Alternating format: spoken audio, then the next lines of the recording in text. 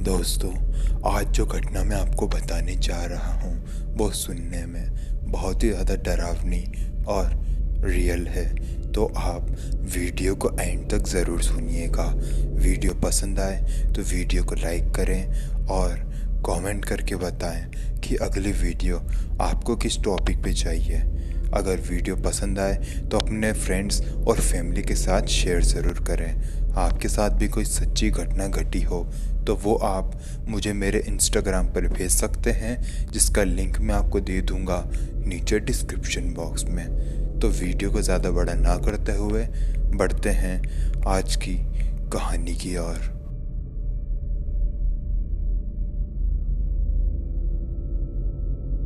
दोस्तों, कहानी आगे बढ़ाऊं उससे पहले ही मैं आपको ये बता दूं कि ये घटना मैंने इंटरनेट से ढूंढ के निकाली है और ये सच्ची है या नहीं मैं नहीं जानता। यह घटना घटी है 4 दोस्तों के साथ में, जिनका नाम है प्रिया, रवि, सूरज और पलकेश। ये चारों दोस्त मुंबई के ही रहने वाले थे। इनकी उम्र 25 से 21 साल के बीच में थी। एक दिन इन्होंने ये प्लान बनाया कि ये लोग शिमला घूमने जाएंगे। प्लान के अनुसार ये चारों लोग अपना बैग पैक कर चुके थे। ये लोग शिमला जाने के लिए एक बस में बैठ चुके थे। कुछ देर बाद प्रिया को नींद आ गई और वो सो गई। लेकिन जब उसकी आंखें खुली तो उसने देखा कि वो जिस बस में बैठी हुई है उस बस में कोई भी नहीं है। सही में पूरी बस एकदम खाली थी। यहाँ तक कि बस का ड्राइवर और कंडक्टर भी बस में नहीं थे। बस अपने आप चलते जा रही थी।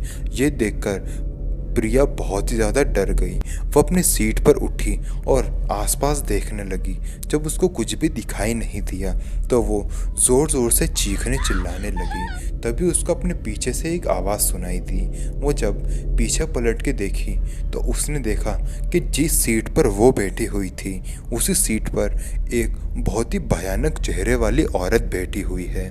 उसके चेहरे को देखकर ऐसा लग रहा था कि उसके ऊपर किसी ने एसिड फेंक दिया हो। उसको देखकर प्रिया और ज़्यादा डर गई और वो चीखने चिल्लाने लगी। लेकिन जब उसकी नींद खुली तो उसने देखा कि वो एक सपना देख रही थी। जी हाँ, प्रिया रियलिटी में एक सपना देख रही थी। बस के अंदर कोई नहीं था और वो औरत जो कुछ भी उसने देखा वो एक आत्मा थी। रवि और पलकेश उसको उठाने की कोशिश कर रहे थे और सूरज को नींद आ गई थी, वो सो रहा था। कुछ दिनों बाद वो लोग शिमला पहुंच गए। शिमला में उन्होंने एक होटल बुक किया और उसमें ही रहने के लिए एक रात का डिसीजन लिया। अगली सुबह वो लोग शिमला के ही एक पहाड़ पे जाने का नक्की करते हैं। वो किस पहाड़ पे जाने वाले थे उनको इसका कोई ज्ञान नहीं था। उन्होंने सोचा कि उन्हें जो भी पहाड़ सही लगेगा वो उस पहाड़ की ओर चले जाएंगे। एक रात वो लोग उस होटल में रुके। चारों ने 2 अलग अलग रूम लिए थे। एक रूम में सूरज और पलकेश थे, दूसरे में रवि और प्रिया। अगली सुबह आई, चारों लोग अपना पूरा तामझाम लेके होटल से निकले और होटल के सामने ही एक बहुत ही बड़ा पहाड़ था जो कि इन चारों को बेहद ही पसंद आ गया था। इन्होंने सोचा कि क्यों ना आज पूरा दिन इस पहाड़ पर ही बिताया जाए। वो चारों लोग उस पहाड़ के एकदम टॉप पर पहुंच चुके थे। उन्हें वहां पहुंचने में करीबन 2-2.5 घंटे लगे होंगे। वो वहां तक पहुंचे। पहाड़ के टॉप पे पहुंचने के बाद उन्होंने जब नीचे की तरफ देखा तो सूरज को एक औरत दिखाई दी। ये वही औरत थी जो कि प्रिया को उसके सपने में दिखाई दी थी। जैसे ही सूरज ने इस औरत को देखा वो बहुत ज़्यादा डर गया और तीनों लोगों को अपने पास बुलाया। पलकेश, रवि और प्रिया ये तीनों भागते हुए सूरज के पास आए। सूरज ने कहा कि वो देखो, पहाड़ के नीचे एक बहुत ही डरावनी औरत है और वो डरावनी औरत को देखकर ऐसा लग रहा है कि उसके मुंह पर किसी ने एसिड फेंक दिया हो। प्रिया यही सोच रही थी कि हो सकता है कि शायद ये वही औरत हो जो कि उसके सपने में दिखाई दी थी। लेकिन प्रिया के अलावा किसी ने भी उसकी बात पर यकीन नहीं किया और ये बात वहीं पर ख़त्म हो गई। दिन धीरे धीरे करके बीतता चला गया।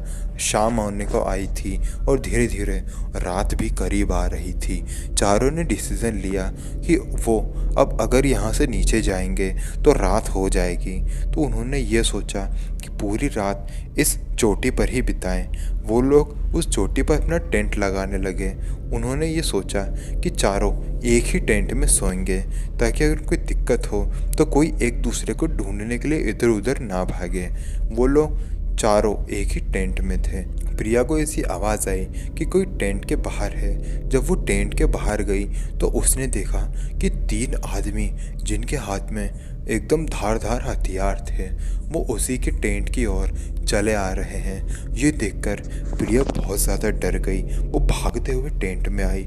उसने बाकी तीनों को बताया कि बाहर 3 लोग हैं जिनके हाथ में हथियार भी है, वो हमारे टेंट की ओर ही आ रहे हैं। ये बात उन तीनों में से किसी ने भी सुनी नहीं। और जब प्रिया की किसी ने बात सुनी नहीं तो वो बहुत ज़्यादा गुस्सा हो गई और ऊंचे स्वर में चिल्लाने लगी कि तुम लोग मेरी बात पर यकीन क्यों नहीं कर रहे हो? अगर यकीन नहीं होता तो बाहर जाके देखो। जब वो सब लोग बाहर आए तो उन्हें सच में 3 आदमी अपनी ओर आते हुए दिखे। ये देखकर वो चारों बहुत ज़्यादा डर गए। उन्होंने बहुत ही जल्दबाजी में अपना टेंट लपेटा और एक बड़े से पहाड़ के पीछे जाके छुप गए। अब वो लोग उन तीनों आदमियों को अपनी ओर आते हुए देख रहे थे।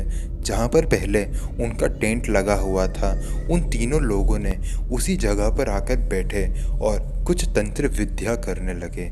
उन चारों को समझ में नहीं आ रहा था कि आखिर ये जो अपनी आंखों से देख रहे हैं वो आखिर उनके साथ क्या हो रहा है। उन्हें कुछ समझ में नहीं आ रहा था, लेकिन इतना समझ में ज़रूर आ रहा था कि वो लोग कोई बहुत बड़ी मुसीबत में फंस गए हैं। तभी उनकी आंखों के सामने वही औरत अचानक से प्रकट हो गई जो कि सूरज और प्रिया को नजर आई थी।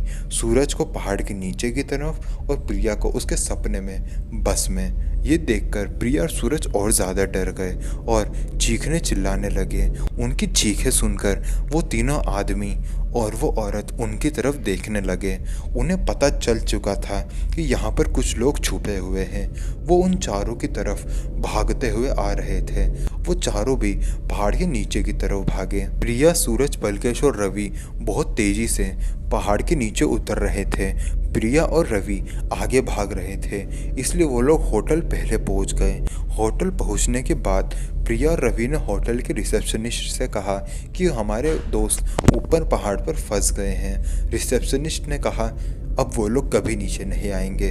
रवि ने कहा ये आप क्या कह रही हैं? आप उनकी मदद करिए, हेल्प बुलाइए। रिसेप्शनिस्ट ने कहा कुछ भी करके कुछ फ़ायदा नहीं होगा क्योंकि वो पहाड़ श्रापित है। जो भी वहाँ जाता है कभी वापस नहीं आ पाता। तुम लोग लकी हो जो कि अभी ज़िंदा खड़े हो। तुम्हारे दोस्त कभी भी वापस नहीं आने वाले। रवि और प्रिया ने पुलिस में भी कंप्लेंट करी लेकिन उसका कुछ फ़ायदा नहीं हुआ। कोई इन्वेस्टिगेशन आगे हुई ही नहीं और ये घटना एक डरावनी घटना बन के रवि और प्रिया के जिस्म में बस गई और ये डर अब उनको ज़िंदगी भर डराता रहेगा।